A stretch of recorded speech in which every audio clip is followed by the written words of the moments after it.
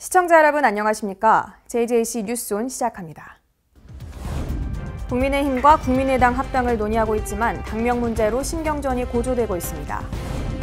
이준석 돌풍 등에 힘입어 국민의힘의 입당 원서가 쏟아지고 있습니다. 정부가 7월부터 5인 이상 모든 사업장에 주 52시간 근로제를 적용한다고 밝혔습니다.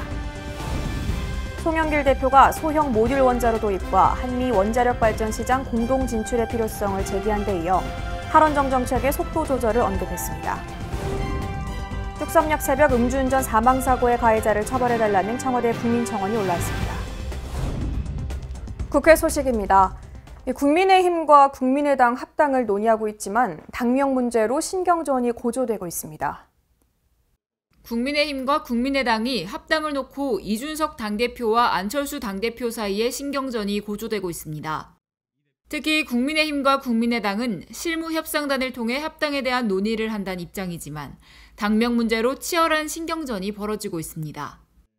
이준석 대표는 지난 17일 라디오 매체를 통해 국민의당과 통합 논의에서 불거져 나온 당명 변경과 관련해 받아들이기 어렵다고 밝혔습니다.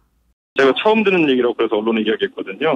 당명이라는 것이 보통 바꿀 때는 어떤 당의 어떤 위상이라든지 아니면 이런 것들을 좀 일신할 필요가 있을 때 그런 필요가 있는데 지금은 방금 저희가 얘기했던 것처럼 당원 가입도 폭증세이고 당의 이미지가 전반적으로 굉장히 좋은 상태에서 당명 변경을 할 필요가 없다고 생각합니다. 당연히 저도 안 대표 입장을 최대한 이해하려고 노력하고요.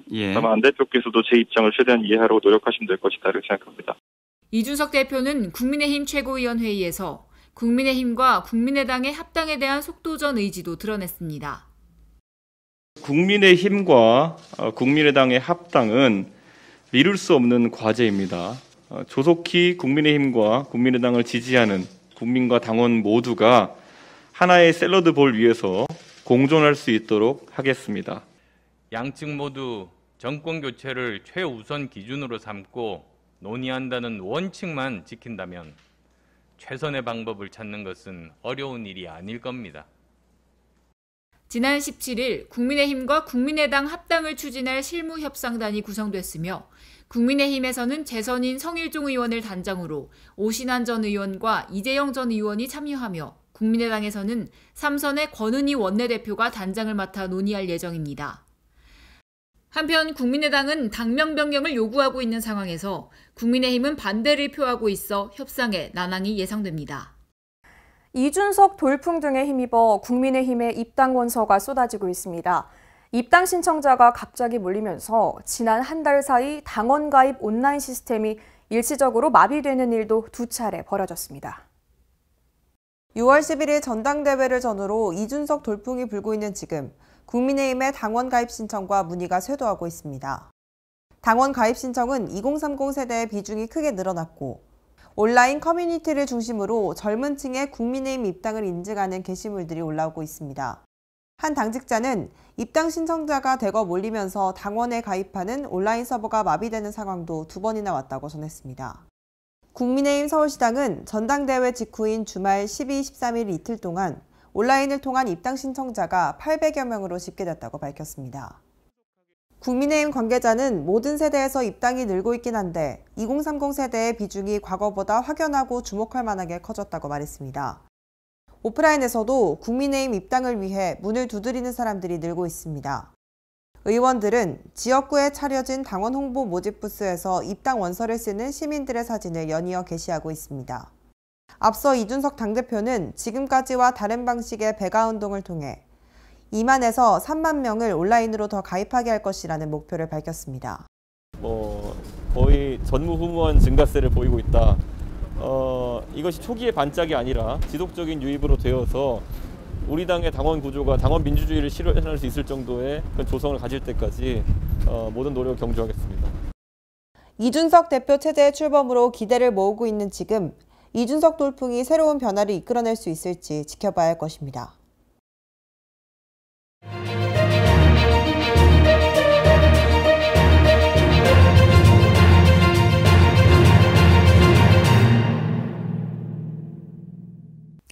정부는 7월부터 5인 이상 모든 사업장에 주 52시간 근로제를 적용한다고 밝혔습니다. 이 중소기업계가 요청해온 계도기간 연장 및 연장 근로인가 기간 확대를 받아들이지 않기로 한 건데요. 최저임금 인상과 코로나 대유행으로 가뜩이나 어려운 중소 영세기업에 주 52시간제는 또 하나의 타격이 될 것으로 보이는 가운데 앵커 브리핑 시작합니다. 먼저 A일보는 이 세계 최장 수준인 장시간 근로관행을 개선하고 일과 생활의 균형을 꾀하기 위해서는 주 52시간제를 빠르게 정착시켜야 한다고 말했습니다. 이를 위해선 기업들의 적극적인 협조가 필요하다며 정부 또한 현장의 목소리에 지속적으로 귀를 기울여 지원할 것은 지원하고 제도적으로 보완해야 할 것이 있으면 신속하게 보완해야 할 것이라고 강조했습니다. 이어서 B일보는 주 52시간제는 과로사회를 청산하기 위한 사회적 논의의 산물이라며 장시간 노동에 기반한 경제로는 고부가가치 생산체제로 전환할 수 없다는 말을 전했습니다. 오히려 근로시간을 줄여 일감을 나눠 고용을 창출하고 일과 휴식의 적절한 균형으로 생산성을 높여 경제 발전을 이끌어야 한다는 말도 덧붙였습니다. 마지막으로 C일보는 초과 노동은 당장 임금을 더 받는 효과는 있겠지만 삶의 질을 해쳐 심각한 사회 문제를 낳는다며 52시간제를 늦추는 건 일과 삶의 균형을 맞춰야 한다는 변화와도 맞지 않다고 말했습니다.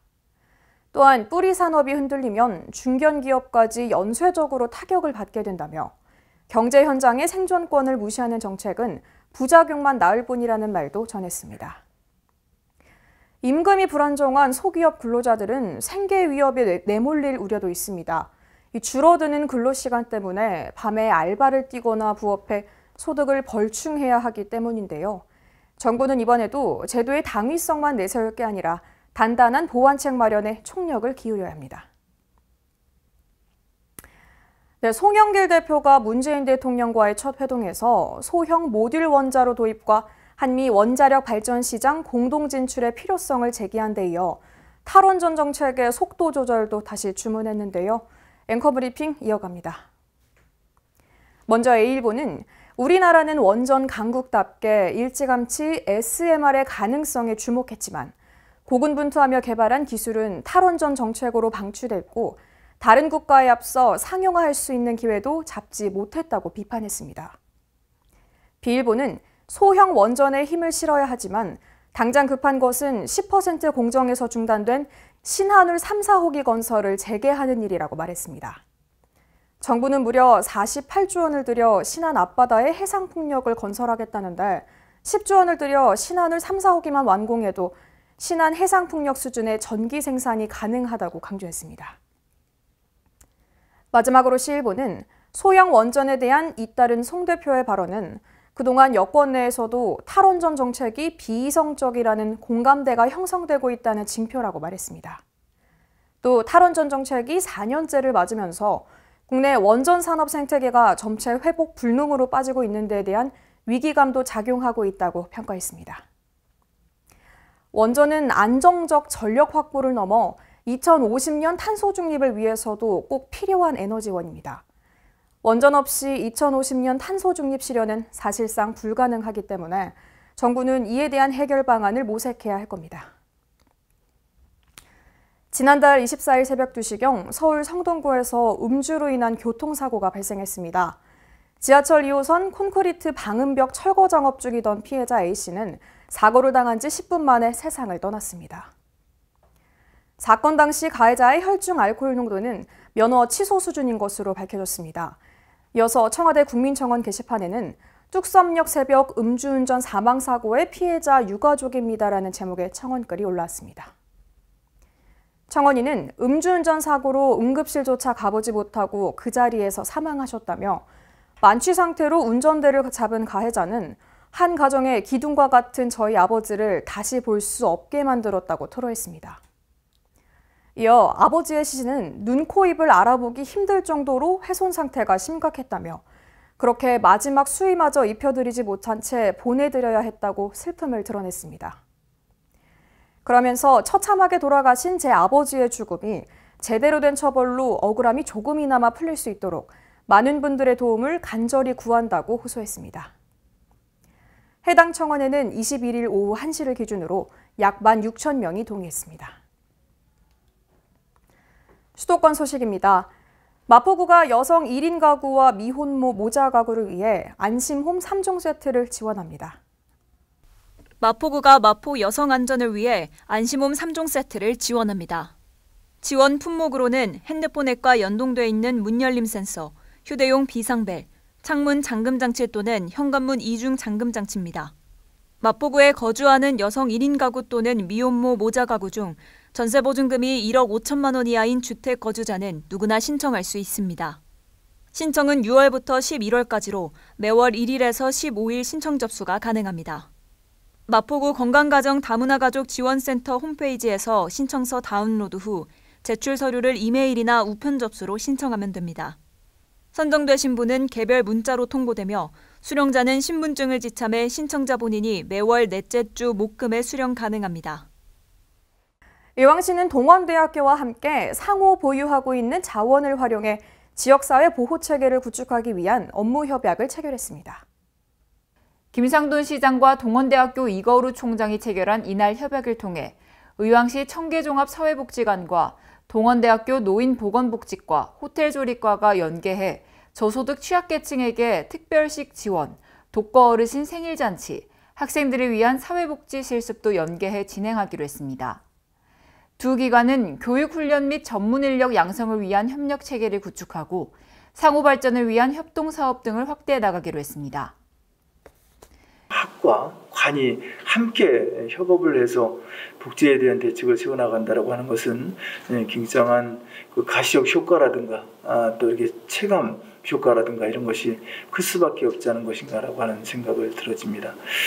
이렇게 도움 주시는 만큼 시에서도 이 복지에 어려우신 분들을 위해서 그 사각지대 해소를 위해서 열심히 더 일하는 지자체가 되도록 하겠습니다. 김상돈 시장은 국가와 지역사회 발전에 이바지할 우수한 인재를 양성하는 대학과 함께 지역사회 안전망을 구축하는 데 협력할 수 있게 돼 뜻깊게 생각한다면서 오늘 협약을 계기로 관악이 협력해 지역 주민의 삶의 질 향상을 위해 노력해 주기를 바란다고 당부했습니다. 광역시 소식입니다. 대전시가 K바이오래퍼부 대전 유치를 위해 세종 충남과 협력을 약속하고 본격적인 후보지 선정 경쟁에 뛰어들었습니다. 대전, 세종, 충남 3개 시도가 K바이오래퍼부 사업에 대해 함께 참여하기로 하고 구체적 사업 내용을 담은 사업계획서를 중소벤처기업부에 제출했습니다.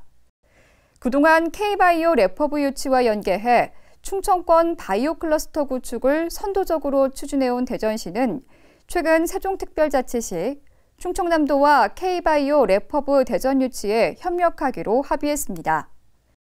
오늘 중급에 제출하는 우리시 사업 계획서에는 래퍼부 참여 협력기관이 명시되어 있는데 모두 53개 기관이 대전 K바이오래퍼부 유치와 구축에 함께하고 있습니다. 그 중에서도 가장 의미 있는 것은 세종특별자치시와 충청남도가 대전의 래퍼부 유치에 적극적인 지지 협력과 동참을 해주고 있다는 것입니다. 또한 대전시는 공고가 나오기 전부터 이미 유치를 위한 총력전에 돌입했으며 지난 4월 기관과 단체로 구성된 K바이오래퍼부 추진협의회를 출범하고 지역의 역량 결집에 나섰습니다. 한편 중소벤처기업부는 서류, 현장, 발표 평가를 거쳐 오는 7월 중 K바이오래퍼부 구축 후보지 한 곳을 확정 발표한다는 방침입니다. 광주시 도시철도건설본부가 남구 백운광장 주변 도시철도 2호선과 지하차도 건설 공사를 본격 착수합니다. 이번 공사는 남구청에서 조선대 방면 160m 구간에 걸쳐 시행되며 공사는 총 11개 차로 중 3개를 점유해 진행할 계획입니다. 백운광장은 평소 차량 통행량이 많은 곳으로 공사가 장기화되면 시민 불편이 가중될 것으로 판단돼 점유 구간을 최소화하고 도시철도 2호선과 지하차도 공사를 병행해 공사 기간을 단축할 방침입니다. 백운광장 교차로 주변에 도시철도 공사가 시작됨에 따라 교통이 다소 혼잡할 것으로 예상됩니다. 시민분들께서는 출퇴근 시간 가급적 대중교통 이용이나 우회도로를 이용해 주시기 바랍니다. 또 광주시는 시교통정책연구실, 남부경찰서 등 유관기관 실무협의회를 개최해 교통처리 계획 등 필요사항을 검토했으며 표지판, 유도표시 등을 설치해 공사로 인한 시민 불편을 최소화할 예정입니다. 광주시와 쿠레일이 광주 송정역 일대 주차난 해소를 위해 대규모 주차 빌딩 신축 공사에 돌입합니다. 주차 빌딩 신축 공사는 현 광주 송정역 주차장 부지에서 내년 10월까지 진행되며 공사가 완료되면 현재 401대보다 4배 많은 1,580대의 차량을 수용할 수 있게 됩니다. 우리 시는 송정역 주차 빌딩 신축 공사로 내년 10월까지 주차 불편과 교통 혼잡이 불가피할 것으로 예상이 돼서 코레일, 광산구, 경찰청 등과 함께 임시 주차장 운영과 실시간 주차 정보 알림 서비스 등 특별 교통 대책을 마련했습니다. 광주시와 코레일은 시민 불편을 최소화하기 위해 역 인근에 6개소 700명 이상의 임시 주차장을 마련하고 임시 주차장으로 안내하는 색깔 유도선을 설치했으며 시와 광산구는 역 주변 불법 주정차 단속을 더욱 강화할 방침입니다. 또한 코레일은 승차권 예매 앱을 통해 임시 주차장 위치와 주차 가능 잔여 대수 등을 실시간으로 확인할 수 있도록 안내 시스템을 구축했습니다. 네, 강원도 소식입니다. 평창군은 스마트 축산 ICT 시범단지 조성 사업의 성공적이고 효율적인 추진을 위해 한국농어촌공사 원주지사와 업무 협약을 체결했습니다. 이번 협약식은 군수와 한국농어촌공사 원주지사장의 협약서 서명으로 진행됐습니다. 이번 협약을 통해 평창군의 농업, 축산, 농촌의 변화에 따른 다양한 분야의 신규 사업의 상호 협력을 통한 상생 발전을 도모할 계획입니다. 스마트 축산 ICT 시범단지 조성 사업은 평창군 노론리 일대 사업비 95억 원이 투입돼 2020년부터 2022년까지 3년간 부지 조성, 단지 내 도로, 용수 등의 기반 시설과 교육장 및 관제센터를 조성하는 사업입니다. 군은 사업 부지의 경사도와 지질 구성 등 사업 추진 시 발생할 수 있는 여러 문제를 선제적으로 대응하고 합리적이고 효율적으로 수행하고자 한국농어촌공사와 업무 협약을 추진하게 됐습니다. 횡성읍 궁천리의 유적 발굴 현장에서 관내 학생들을 대상으로 견학 프로그램이 진행됐습니다. 횡성읍 궁천리 유적 발굴 현장은 민원인이 개발 허가를 받는 과정에서 발견됐습니다. 현장에서는 선사시대 주거지 유적이 발견되었으며 반달 돌칼, 석재, 구들시설 등 다수 유물이 출토되었는데요. 발굴 조사는 문화재청 산하 한국문화재단이 주관하였으며 조사기관으로 선정된 한국문화유산연구원에서 구제 발굴을 진행하였습니다. 이 가운데 군은 선사시대 유적의 중요성을 알리기 위해 횡성교육지원청의 협조를 받아 6월 8일과 9일 지역 초중학생을 대상으로 견학 프로그램을 운영했습니다.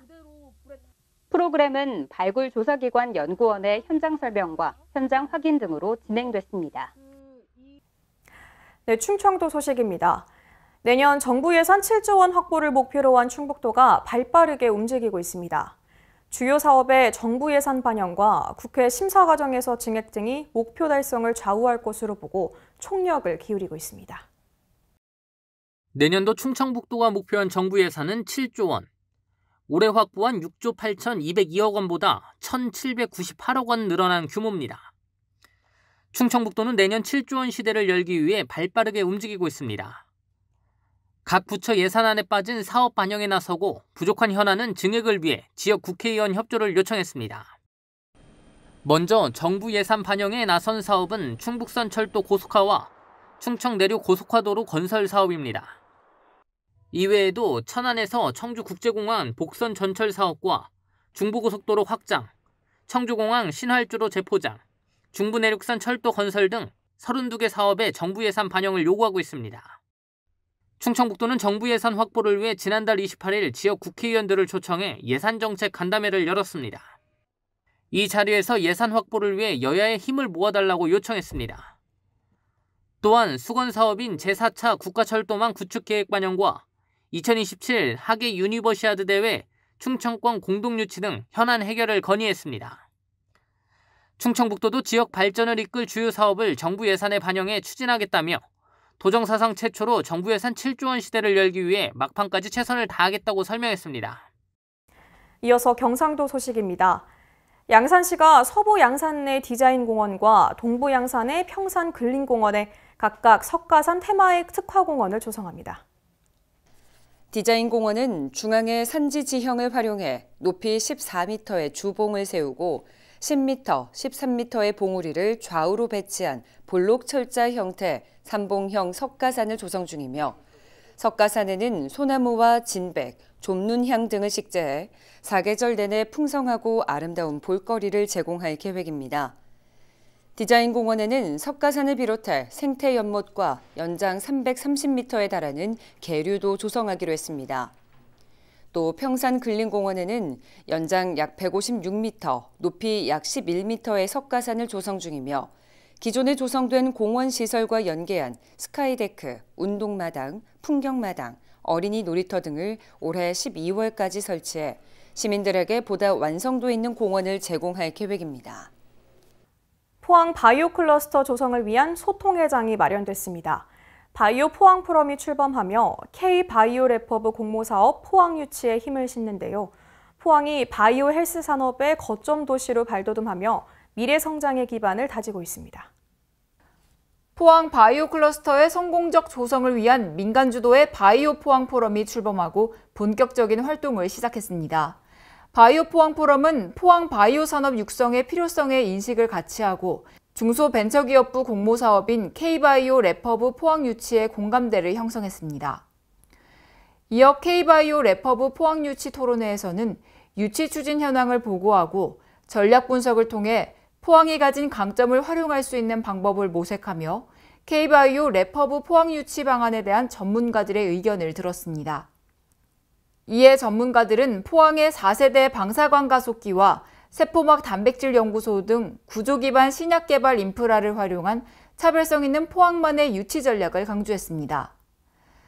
또 전문 기술 인력 육성과 오픈 이노베이션 경영 지원의 중요성에 대해서 말했으며 의과대학 유치를 통한 공동연구 활성화와 랩허브 초기 정책을 위한 전문가 지원의 필요성에 대해서도 언급했습니다. 한편 바이오 포항 포럼은 각 기관 간 정보 공유와 상호 지원으로 네트워크를 구축합니다. 아울러 민간의 참여를 활성화하기 위해 향후 시민을 대상으로 바이오 헬스 분야 특별 강연, 시민 대상 교육 프로그램 개설, 소식지 및 온라인을 통한 미디어 발간 등 바이오 헬스 분야에 대한 홍보도 강화할 계획입니다. 전라도 소식입니다. 여수율촌 일산단에 2차 전지 배터리 핵심 원료를 추출하는 공장이 들어서게 됩니다. 여수시와 전라남도, 광양시와 광양만권 경제자유구역청, 포스코 HY 클린 메탈은 1,200억 원 규모의 배터리용 유가금속 추출 사업을 위한 투자 협약을 체결했습니다. 협약에 따라 포스코 HY 클린 메탈은 1,200억 원을 투자해 배터리용 유가금속 추출 리사이클 공장을 2022년까지 신설하게 되면 그동안 해외 수입에 의존해온 배터리용 핵심 부품이 국내에서 생산 가능해지게 됩니다. 여수시가 올해도 인공지능 캔페트병 자동 수거기 5대를 추가 설치해 자원순환도시 조성에 앞장서고 있습니다. 추가로 설치된 곳은 국동안 수변공원과 중림2공원, 문수 대성베르힐 등 총 3개소로 인공지능 캔페트병 자동 수거기가 총 24대로 늘었습니다. 이용 방법은 스마트폰 어플 스토어에서 슈퍼빈을 다운받아 회원가입 후 사용하시고 포인트의 현금 전환은 슈퍼빈 홈페이지에서 가능합니다. 장애인 사회복지사에게 비하 발언과 갑질을 했다는 주장이 제기돼 논란이 일고 있습니다. 자세한 내용 강석훈 기자가 취재했습니다. 어릴 적 사고로 뇌병변장애 5급 판정을 받은 사회복지사 A씨. 전북 진안군의 한 지적장애인 거주시설에서 3년째 근무 중입니다. 그런데 최근 장애인 비하 발언과 직장 내 괴롭힘으로 퇴사를 고민하고 있습니다. 남편의 월급 이야기하면서 저의 핸디캡 이야기. 그럼에도 뽑았는데 매번 혼날 때마다 들었어요. 어느 직장이든 자기 직장의 배우자를 부르는 경우는 없잖아요. 그걸 남편 배우자를 불렀다는 그 사실이 저한테는 정말 큰 수치심이고 큰. 해당 시설의 책임자인 B 원장이 A씨에게 수시로 핸디캡이란 표현과 함께 채용한 것에 감사하라는 취지로 말하거나 결제를 하지 않고 한두 시간씩 세워놓는 등 인권 침해와 갑질을 일삼았다는 겁니다. 또 A씨의 남편을 불러내 A씨가 업무가 미숙하고 직장 내 불화를 일으킨다며 알아서 잘 생각하고 판단하라는 말을 건네기도 했습니다. 최근 전북 지역 사회복지시설에서 연이어 터진 갑질 문제로 전북도와 각 시군에서 전수조사를 나섰지만 오히려 상황을 악화시켰다는 비판도 제기됐습니다. 군에서는 현장 지도라는 명목으로 주의를 줬는데 이를 들은 B 원장이 직원들을 불러 2차 가해를 했다는 겁니다. 익명을 보장한다고 해놓고 이거 썼냐고 취조하는 거죠. 취조하고 또 그러면 안 썼으면 누구한테 말했냐. 말해라. 사실상 전수조사와 현장 지도가 실효성이 없다는 지적이 나오는 이유입니다. 최종적으로는 제가 우리 직원들하고 같이 가서 원장님이야 전체 직원들 같이 대화를 한번 했습니다. 진안군 관계자는 해당 시설에 가서 B 원장과 직원들을 대상으로 면담과 대화를 통해 해결했다고 설명했지만 당시 피해를 받은 직원은 공황장애가 심해져 병원에 입원한 상태였습니다. 해당 시설 관계자는 남편을 불러낸 것에 대해선 A씨를 뽑게 된 배경을 설명했다며 남편에게 사과를 하면 되는 것이라고 말했습니다. 그래요? 그건 제가 잘못했다고 하죠, 그러면. 그건 내가 선생님한테 사과할 필요는 없는 거고 내가 그 남편분에게 사과를 해야 되겠죠. 장애인 비하 발언에 대해선 기억이 잘 나지 않는다는 입장입니다. 기억이 안 나지만은 설령 그거 얘기를 했다라고 해도 어떤 그것을 통해서 내가 불이익을 줬다거나 그러진 않았거든요. 사회적 개인적 어려움에 처한 사람들의 문제를 해결하고 장애인의 재활과 자립을 돕는 사회복지사. 이들을 돕기 위한 손길 또한 절실합니다. 지금까지 전북에서 강석훈이었습니다. 정읍 시가 샘고을 떡 어울림 플랫폼의 본격적인 운영에 들어갔는데요. 자세한 내용 양호정 기자가 보도합니다. 정읍시가 샘고을 떡 어울림 플랫폼의 개소식을 열고 본격적인 운영에 돌입했습니다. 샘고을 떡 어울림 플랫폼은 도시재생 사업으로 추진되고 있는 사업의 일환으로 지역 대표 문화 관광 자원으로 육성하기 위해 추진 중에 있습니다. 정읍시는 떡 관련 메뉴 개발과 창업 교육 등을 통해 신규 일자리를 창출하고 관광객이 몰려드는 관광 거점으로 탈바꿈시켜 지역 경제를 활성화하겠다는 입장을 전했습니다. 유진섭 시장은 도시재생 뉴딜 사업의 성과가 하나씩 결실을 맺고 있다며 떡 어울림 플랫폼을 통해 침체한 떡 산업 분야의 활성화를 유도하고 기술력과 경제력 확보로 일자리 창출은 물론 지역 경제를 활성화할 수 있도록 힘쓰겠다고 말했습니다. 지금까지 전북에서 양호정이었습니다. 무주군이 전북도지사배 마스터스 자전거 대회를 개최했습니다. 무주군이 전북도지사배 마스터스 자전거 대회를 열었습니다. 전북자전거연맹이 주최하고 도체육회가 후원한 이번 대회에는 각 시군 자전거 동호인 등 200여 명이 참가했습니다. 대회는 황인홍 무주군수의 시청과 함께 오전 8시 30분 무주 구천동 주차장을 출발해 리조트 3거리를 거쳐 구천동 주차장까지 39.8km 구간으로 진행됐습니다. 무주군 관계자는 현재 자전거 대회를 치르기에 가장 적합한 고장으로 자리매김하기 위해 도로 정비, 코스 개발, 인프라 구축에 전력을 기울이고 있다며 국민들의 많은 관심을 바란다고 입장을 전했습니다. 지금까지 전북에서 양호정이었습니다. 사건 사고 소식입니다. 이천시의 쿠팡물류센터에서 화재가 발생했습니다. 워낙 규모가 큰 건물인 만큼 화재 피해 또한 컸는데요.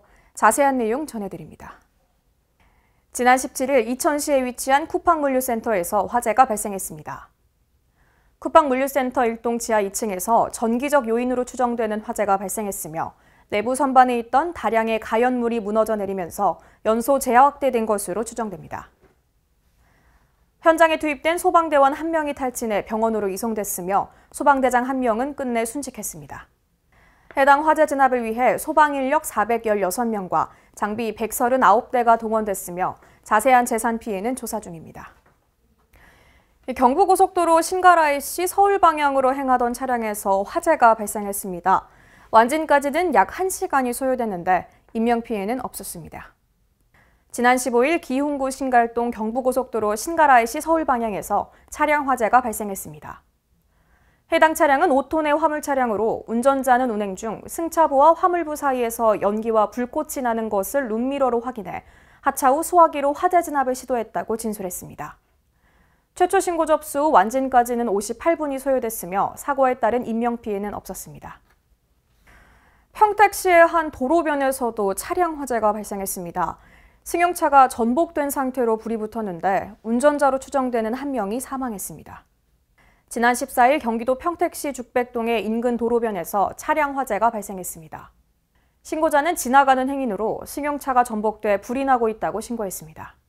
화재가 발생한 주변에 건물이 인접해 연소 확대 가능성이 있는 상황이었으며 차량 운전석에서 운전자로 추정되는 한 명의 사망을 확인했습니다. 차량 전소 및 번호판 훼손으로 사망자의 신원 확인이 불가해 인근 방범용 CCTV 영상 자료를 요청 중이라고 밝혔습니다.